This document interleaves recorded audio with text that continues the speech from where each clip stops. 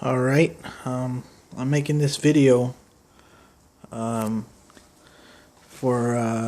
people that are interested in the Mustang SSP package. I know that you'll see these cars on Craigslist. People claim, oh, it's a SSP or a CHP or whatever the case may be.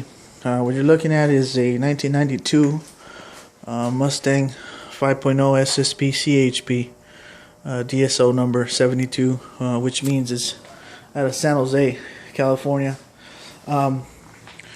The first thing you could do to see if this is actually a real SSP car is documentation, which could be anything from a pink slip that would say Pirate Police up top, or unless it's a salvage title, it would say salvage. But there's other ways you could find out and make sure it's a real SSP. I'm going to go through a few things that might help you. Of course, I've done some extensive research to find this information out for myself. I've been a Mustang enthusiast for quite some time now, and I've always been into these Mustangs. So, one of the things that will help you identify these cars is if you look through this radiator support here, there's actually a pair of buck tags right in there. They would say DSO or Special Police Package or Highway Patrol. It would say Highway Patrol, and it would give you a color code also, and it would give you a DSO number in regards to the agency it was made for and state. But there's other little things that'll help you also. To my knowledge, all the California Highway Patrol cars are 5 speeds with the T5 transmission, and I know that there's also been they've made a couple that were automatics for other federal use like ATF, FBI, etc., etc. Now I know that the automatics come with the transmission oil cooler, and along with the engine motor oil cooler, just like the 5 speeds do with the engine oil cooler. Now, another thing they come with is reinforced floor pans. They have, if you have a SSP from 89 through 93, it'll say 160 miles per hour. And if I'm not mistaken, anything before that would say 140. But I would have to double check on that for you. Also, they have the relocated trunk release button right up top, easier access, or sometimes they have it right underneath the column area.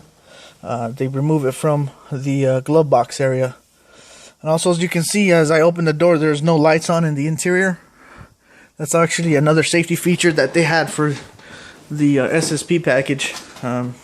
Give you better visibility throughout the outside during nighttime hours for the Highway Patrol. Also, you can see these blacked out wheels. Were also, I believe, from 87 through 89 or 91. These blacked out wheels. They painted them black for the CHP.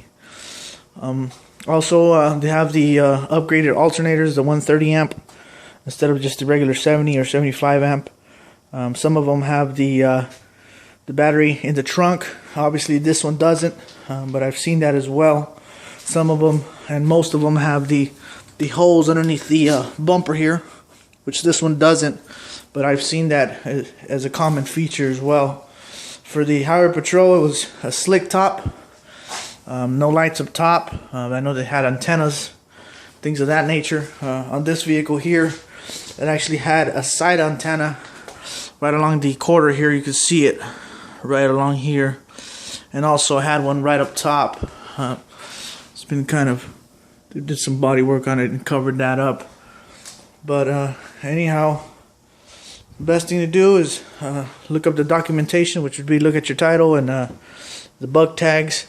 And if you see a few other things like the ones I mentioned, those will help you determine as well. Another thing I forgot to mention was the actual key. You should have one key for the entire car, which is usually a squared key, like this one here. Squared key just like that. It should open your whole car.